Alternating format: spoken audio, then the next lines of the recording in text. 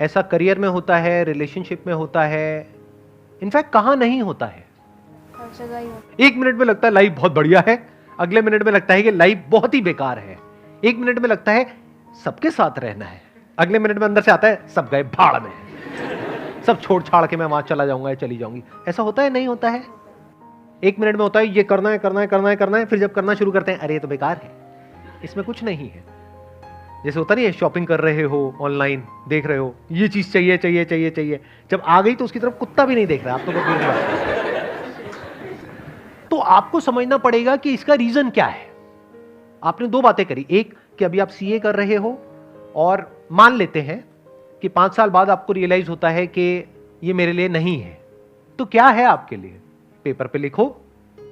Paper पे आपने एक तरफ लिखा सीए, दूसरी तरफ मानो लिख दिया सीएस।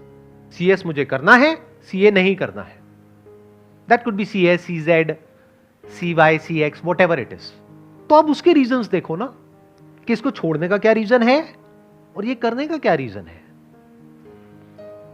तो थोड़ी देर में जब आप लिखने लग जाओगे और अपने माइंड को लिख करके क्लियर करोगे, ये बात मैंने बहुत बार बोली अपने सेशंस में, but I am not sure कितने लोग इस बात को समझते हैं और एक्चुअल में करते हैं।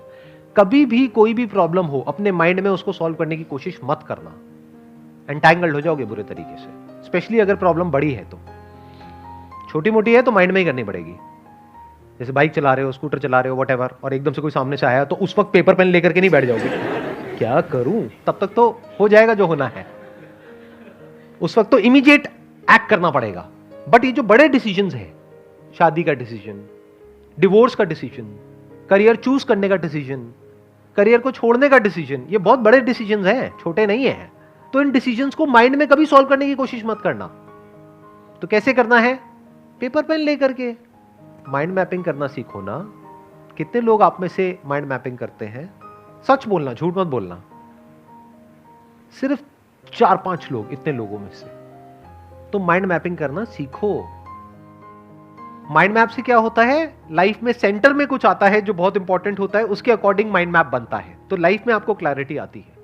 तो जब आप ये करोगे तो आपको समझ आएगा कि उसका कॉज क्या है। हो सकता है सीए जो आप कह रहे हो कि अब मुझे रियलाइज हो गया, ये रियलाइज क्या होता है? Realisation is nothing but your thought, कि मुझे ऐसा लग रहा है। आज कुछ और लगता है, कल कुछ और लगता है। एक रिलेशनशिप में कभी रियलाइज होता है कि ये तो बहुत ही बढ़िया है, कभी ऐसा लगता है कि ये तो बहुत ही बेकार है। तो ये रियलाइजेशन क्या होता है?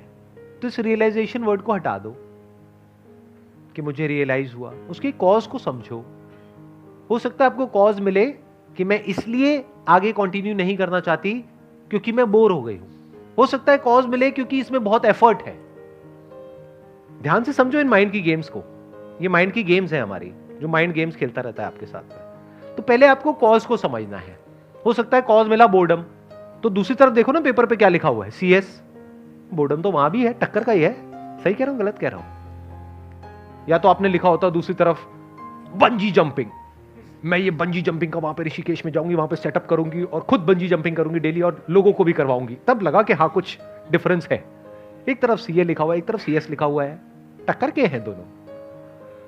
ऐसे ही बॉयफ्रेंड गर्लफ्रेंड में कंफ्यूजन हो या पति पत्नी में कंफ्यूजन हो, तो दूसरी तरफ लिखो किसी का नाम।